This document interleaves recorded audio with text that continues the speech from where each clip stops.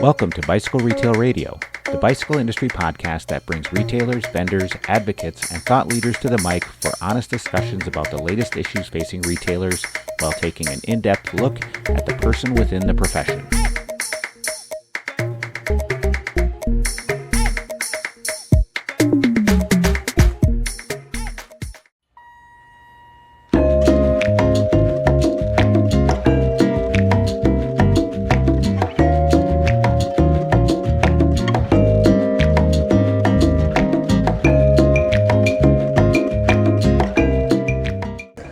One of the biggest challenges is learning to trust and delegate. We've always been a shop for 40 years where we try to do everything for everyone.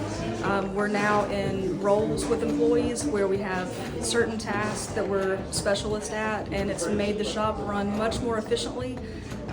So that's one of the big things that I've always struggled with, and I found a good solution through the P2 group.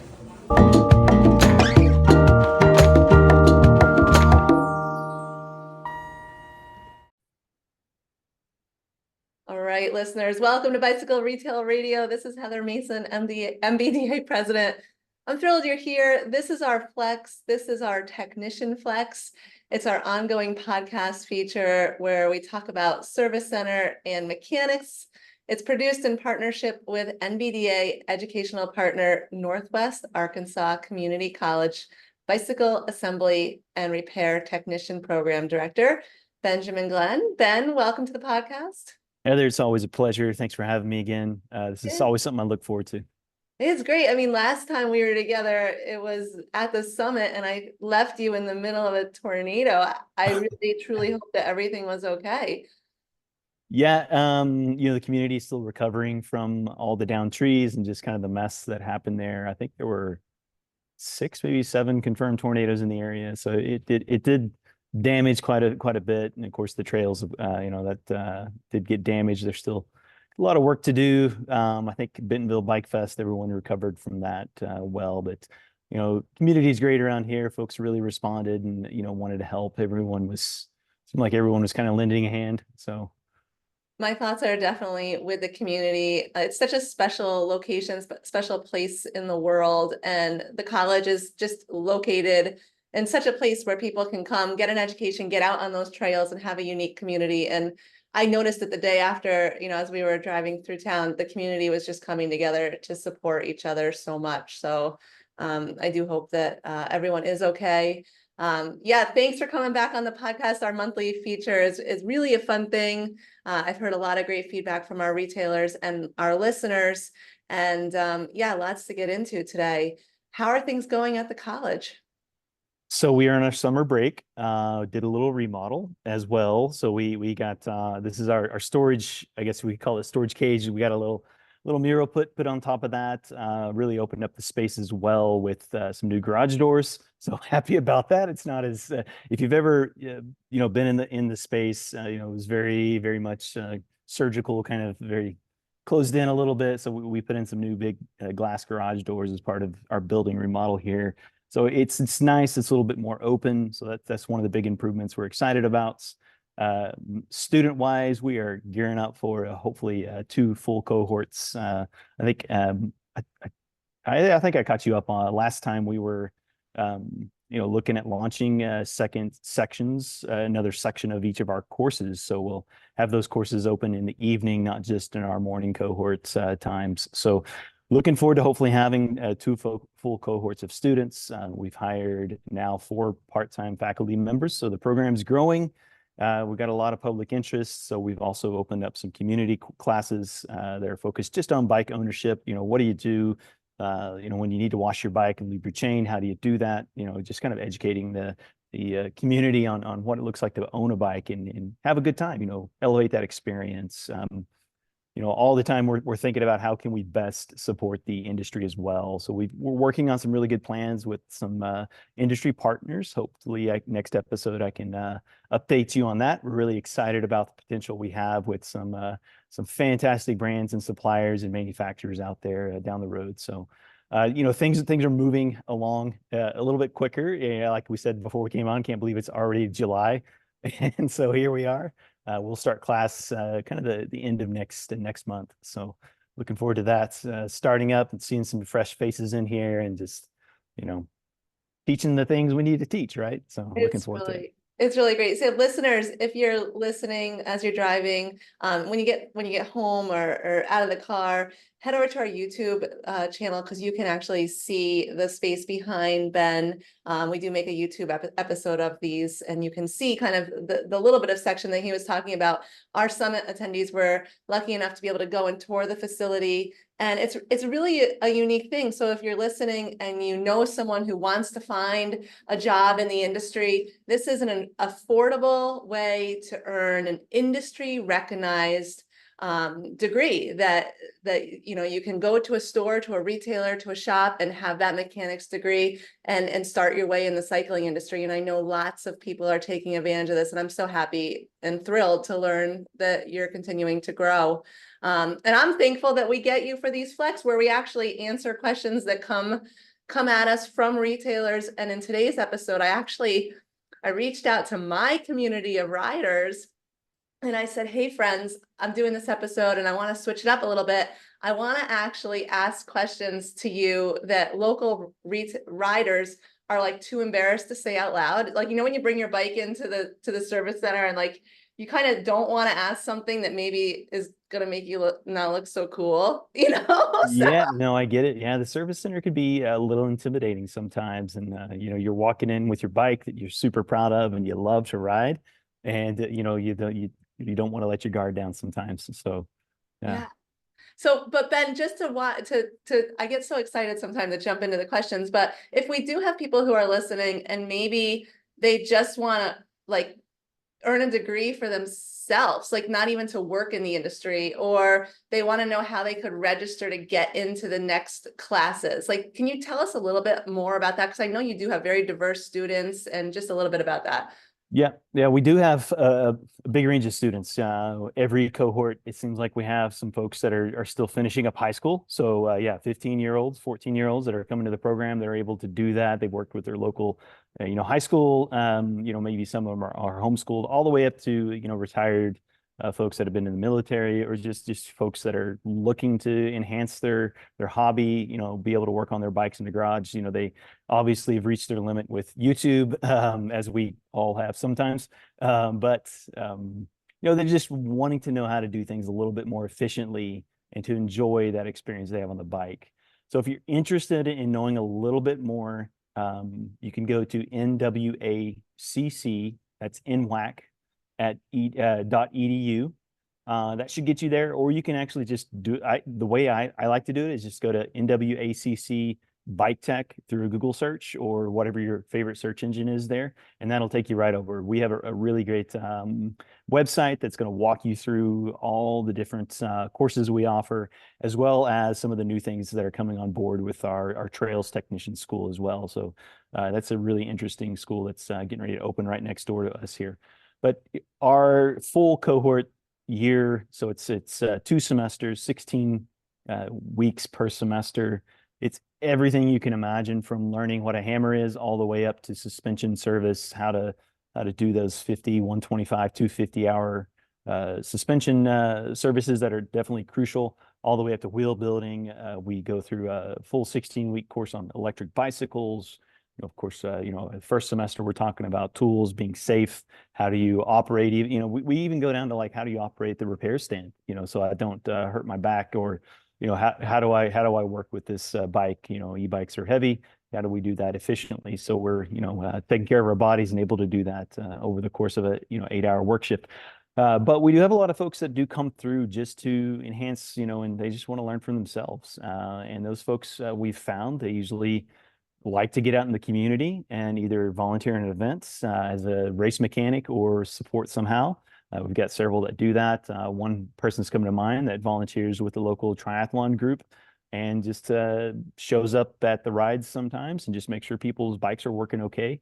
Other folks are, tinkering around in the garage and happen to end up being the neighborhood bike mechanic. So, we get people from all walks of life, and it's a ton of fun.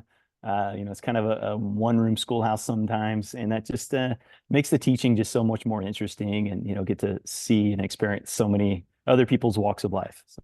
I think it's cool. So yeah, I think anyone who's vacationing in the area should extend their trip and do one of your workshops. I think anyone who is employing people who are maybe younger kids or people who are looking for a long-term career, this could be a great thing. We all know how quickly like a year and a half go by and you could get your degree and be all trained. So I wish I had the time.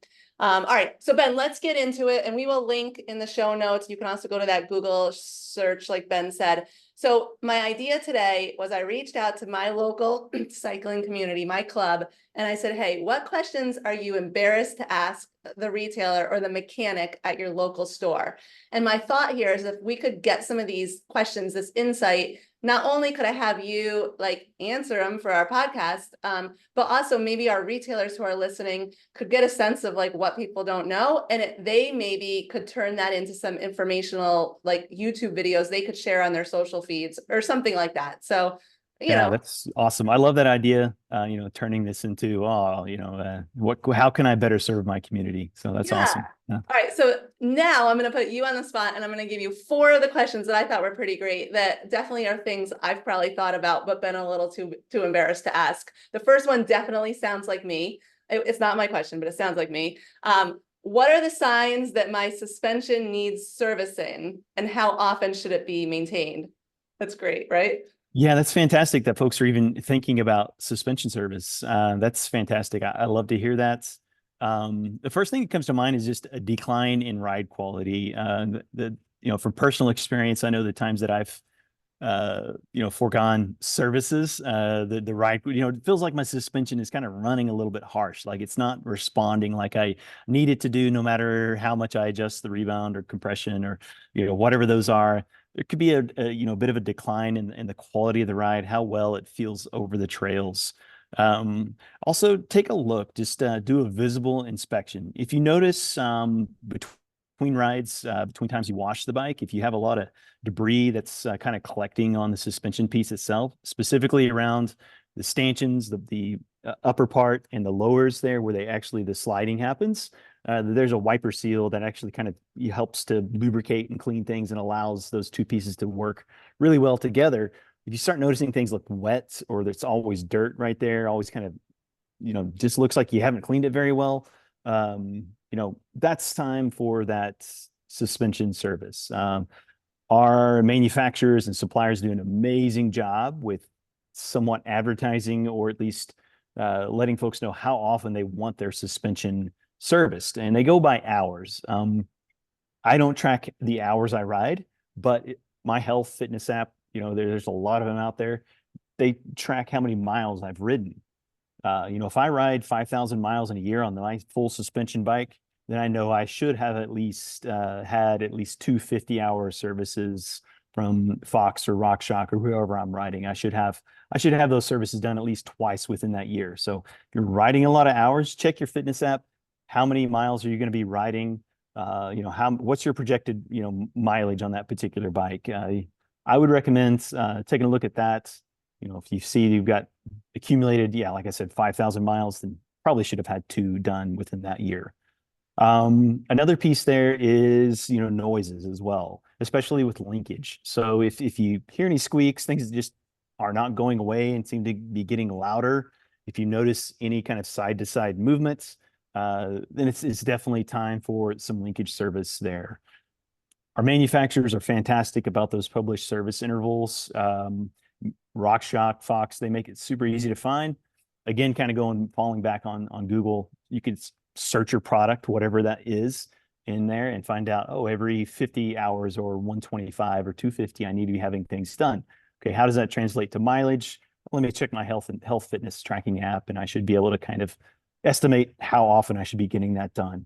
As far as maintaining that, from a consumer standpoint or a rider standpoint, I always recommend taking a soft cloth, wiping those suspension pieces down. So your shock and your fork, just wiping those down. And then you're able to really track, what's actually getting dirty. Am I noticing a collection of dirt on the outside of my suspension piece right there where the 2 parts, uppers and lowers, move together? Then if I am, and that's consistent, definitely want to have that suspension piece serviced. So really it's simple, pretty simple to do, but there's a little bit of math involved there, from converting from miles to hours. And little bit of research to be done, but our manufacturers make it pretty easy. It's such an interesting one because it's not like, oh, my bike's not shifting right, or oh, my chain broke, or Yeah. it's one of those things like, maybe it feels off, maybe it's me, maybe it's like you start making excuses for it. No, So you're right. You're right. Yeah, yeah, yeah. I did a service on my fork, and I was like, oh my gosh, I forgot how great this fork feels. So it feels so good yeah. All right, ready? Here we go. Thank you, Ben. Excellent tips. Let's go to our second question. I like this one. How can I maintain and protect the internal cable routing on my bike? oh yeah, this is interesting. It seems like there's a lot of innovation and thoughts around internal cable routing from the manufacturers and from the brands out there. And We if you have notice, yeah, things are going inside, right? And it's super clean. It looks awesome, right? Uh, and sometimes those can be a mechanic's worst nightmare. Some of that headset cable routing, not always is the engineers and the mechanics talking. So, sometimes the mechanic gets the short end of the stick and really have to do some hunting and literally fishing of cables from that headset area. As far as maintenance goes, you'd think that it's inside the frame, it's routed internal. I don't really have to do anything, right? That's kind of what I Um, think. I'm like, yeah. Why do I have to think about this? Well, um, that's not true. Your cable and housing can still, especially with your mechanical shifting, you could still have some problems with that. You have a cable running inside of your housing. That cable is exposed at some point within, between the shifter and the derailleur. So there is some dirt that's going to get pulled into that. So a replacement of that cable and housing every 12 to 18 months is probably going to help save the quality of your bike, the function of it. So it's going to increase that, it's going to feel good, it's going to shift like you want it to. So even just a simple cable and housing replacement, which your local bike shop is going to be fantastic at, is going to go a long way to just extend the ride quality and the shift quality there. Another thing there is to think about, noises. Sometimes not always is our bike, even though it's got internal cable routing, going to be protected well from the inside. So you can find foam sleeves from all the manufacturers out there, from a lot of the manufacturers out there, but your bike shop can help you get some of these as well. But there's little tiny kind of like almost pipe installation, if you will, that can be put over the housing once it's inside of the frame to help prevent that rattling as well. So that's another piece that, if there is a mystery noise happening, you actually might have, and you have internal cable routing, you might have some of that cable that's actually kind of bouncing around and hitting the inside of the frame. Another thing I like to think about is just like using high quality cable and housing and then replacing that cable and housing at the same time. The housing ends can wear, they can create noise. So you can get that with the bike as well. Now, if you have electronic shifting, wireless electronic shifting, this is not a concern with your shifting there, but you still probably have hydraulic brake hose that's going to be running inside of that frame, possibly through the handlebar and through the headset on your bike. Unfortunately, we can't undo what the engineers and the designers of that bike decided to do with that internal routing through the handlebar. But, we can look at things like, or listen for things, the rattles, poor shift quality, things of that nature, and replace those cable and housings every 12 to 18 months or so. Hydraulic brakes, you're not having to replace that hose. I hope not. But it is one of those that you can help prevent some noise by some type of foam sleeve around that. So awesome. Yeah. hopefully that answered the question. Yeah, I think the high quality cable and housing and replacing both at the same time isn't something I would have thought of, but I mean the high quality, but not replacing both at the same time. So good stuff, good stuff. And remember, listeners, these are the questions riders want to know, but they're embarrassed to ask you. So maybe you could do something on your socials or to speak to these. This next one, Ben, got me because I kind of resonate with the question. So the question says, what can I do to ensure my bike's carbon components remain in great, top quality condition? Or how can I detect potential issues early? And I ride a carbon mountain bike, and the only time I ever think about it is when like I notice like a little chip, or most of the time it's just like dirt that looks like a chip, and I'm like, oh no, and then I get all nervous and then I flick it away and it's gone. but I never worry about it. So I guess some riders are worried about this. So what do you think? How do I ensure my bike's carbon components remain in top conditions, or how can I detect potential issues early? Yeah, that this is an interesting one. And I think about just carbon fiber and the evolution we've seen with carbon fiber, in the quality of it, and also the you have a carbon mountain bike. I have several carbon bikes at my house, so carbon fiber is not going to go away, and it continues to have some innovation. There's several components. Every component just about can be made out of carbon fiber, but there is some concern, I think, still with the quality and just the longevity and the durability of carbon fiber.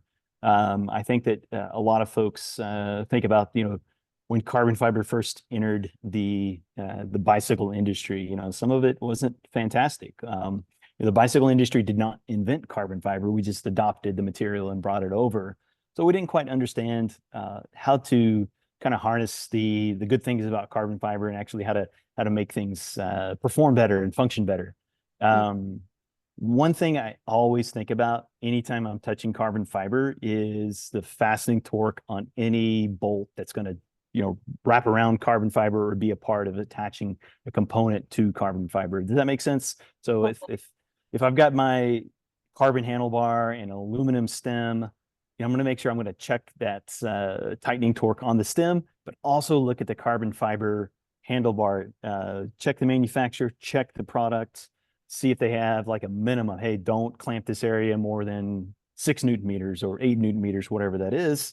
That's as much as I can clamp that. So a torque wrench goes a long way for quality, mounting and installation of components on a bike. You always want to be using a torque wrench. It's one of the keys to good performance out of your products. Clean your bike, use bike specific cleaners on really any bike. You don't want to break out some harsh chemicals that are not good for the environment and are going to give you a headache or make you dizzy. That's probably not a good sign. Just use something that's going to be good for the environment. Typically most of our go ahead. Do we need to use the carbon specific ones? I've seen those out. Is that a thing? Yeah, sure. I mean, you can. I just typically go with a simple blue dish soap. Works really well. The specific cleaners that get into spelling out what they're used for, they do have some properties there that they don't necessarily enhance the durability of the carbon fiber, but they might treat it a little bit nicer. So I understand. I like the blue dish soap too. Okay, sorry, yeah. sideline you. No, that's great. There's a lot of specific chemicals and products out there that are kind of labeled, for this or that. Those are fine to use. I'm not going to knock any of those products, but also simple things like that blue dish soap that you have at the house is going to work fantastic as well, and it's going to be fine for the environment. Gotcha. Inspection of your bike. The main bike I ride is full suspension mountain bike, and I ride it. I was on a 55-mile mountain bike ride on Sunday, and I didn't inspect it. I pulled my leg off the bike and passed out. So, but I know I need to clean it, look at the bike, and just make sure I don't have anything broken on it. Everything seemed to ride fine, but a quick inspection. Paint chips are much different than carbon cracks, damage to carbon. It's much different. But when in doubt, take it to your bike shop. They're going to do a great job inspecting that. There's some different procedures to inspect carbon fiber, and there's also some carbon fiber inspection procedures that you can do. That I know there's one company of Australia that is really pushing for some better ways to inspect carbon components. Their name's not coming to me off the top of my head, but they use cameras and go inside of the frame. We have a local shop that does the same with a camera, and just if there's any doubt, they take a look at things from the inside.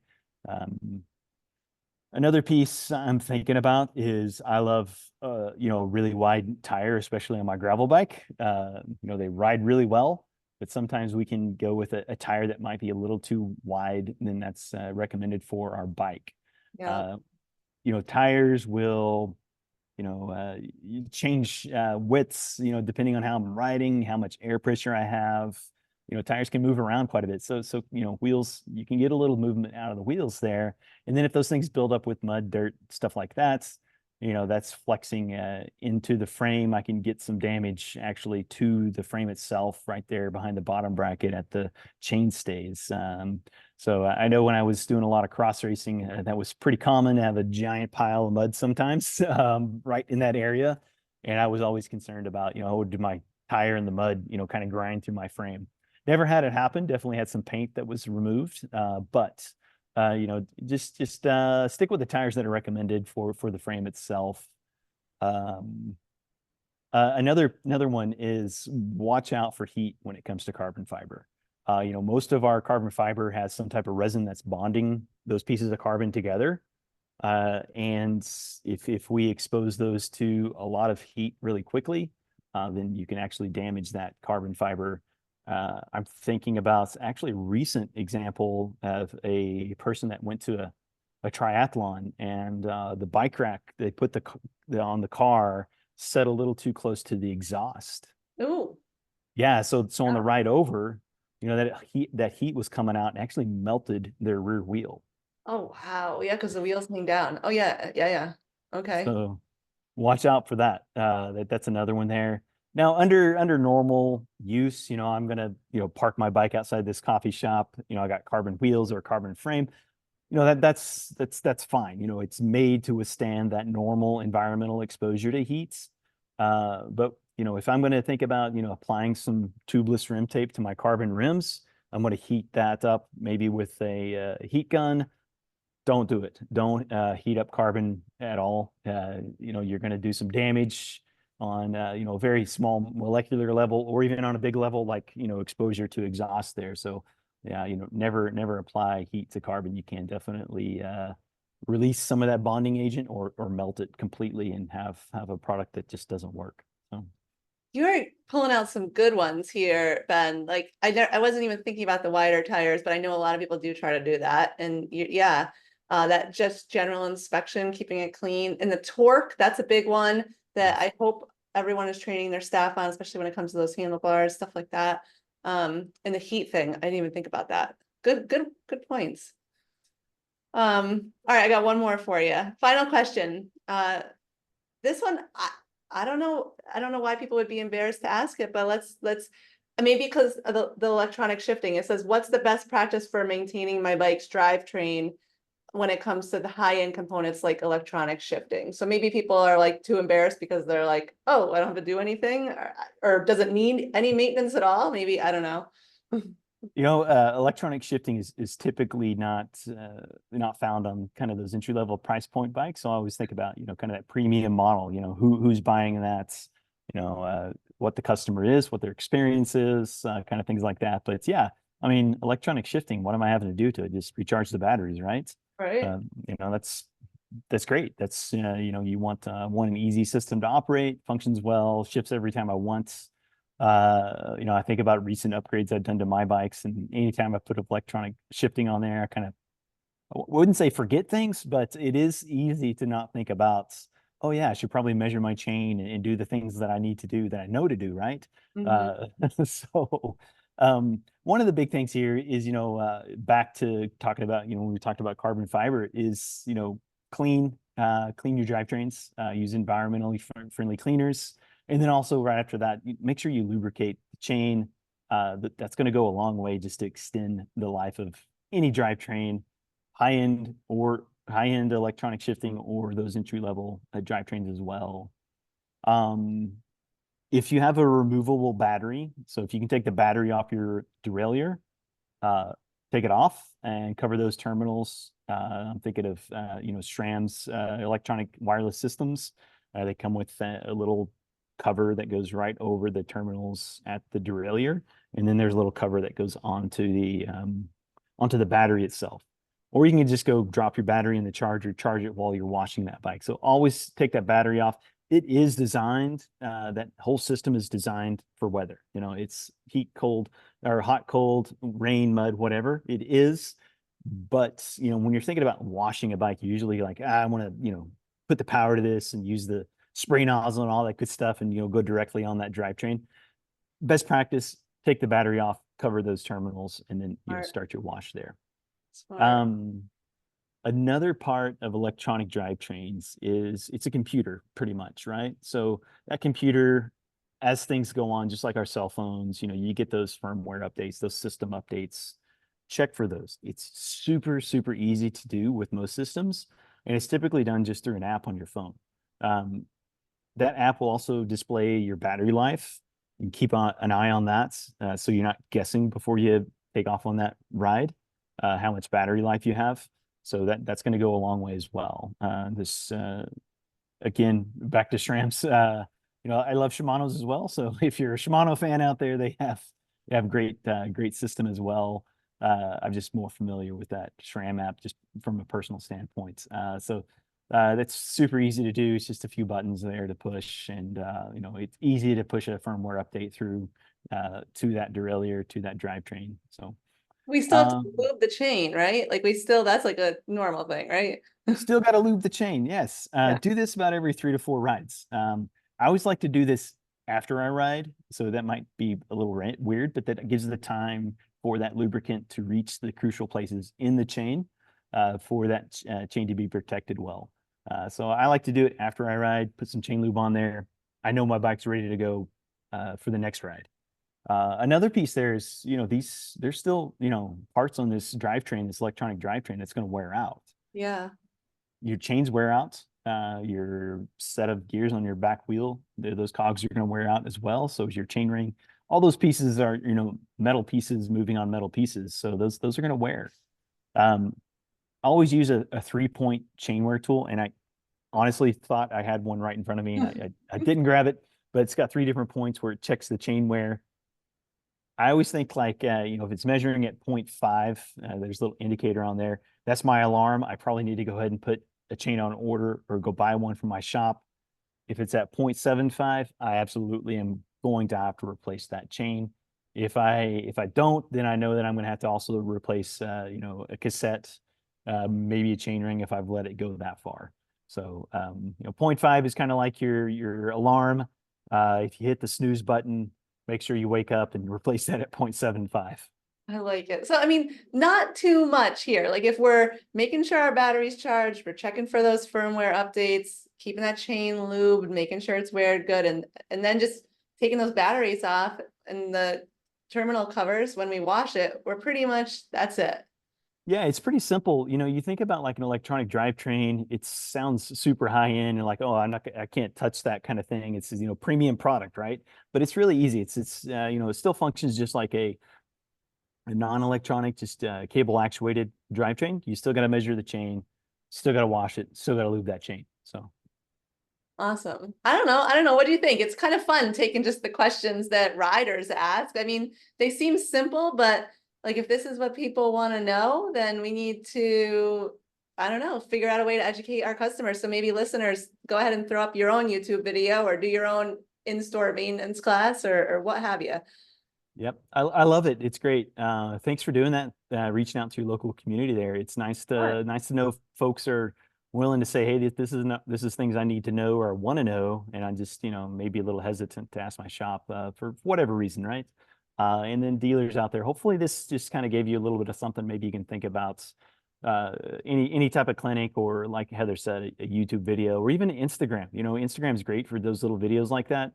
I know there's a bike shop that I follow that kind of has one person that does these little short clips. Another employee will ask a question, they'll film it, and just kind of walk them through whatever the question is. So yeah, it positions you as the expert and it gets people in to get that lube or what have you. yes. So Yep. Ben, thanks so much once again for coming on the podcast. I heard that 55-mile ride. I'm stoked for you. Yeah, that was awesome. Local Ozark off-road cyclist group set out kind of an impromptu tour of the trails in Fayetteville here. So it was a long ride, a long day, and Long day in the ton of fun though. It was all off-road single track miles, so it was a ton of fun. Excellent, excellent. Listeners, if you have any questions you'd like answered on the next Technician Flex, you can send them directly to me, Heather at NBDA. It can be anything to do with the Bicycle Service Center, mechanics training, bicycle assembly, really anything at all. Ben's always great at answering those. Ben, Until next time, thank you so much for coming on the podcast. Thanks, Heather. Thanks, NBDA. Thank you for listening to Bicycle Retail Radio.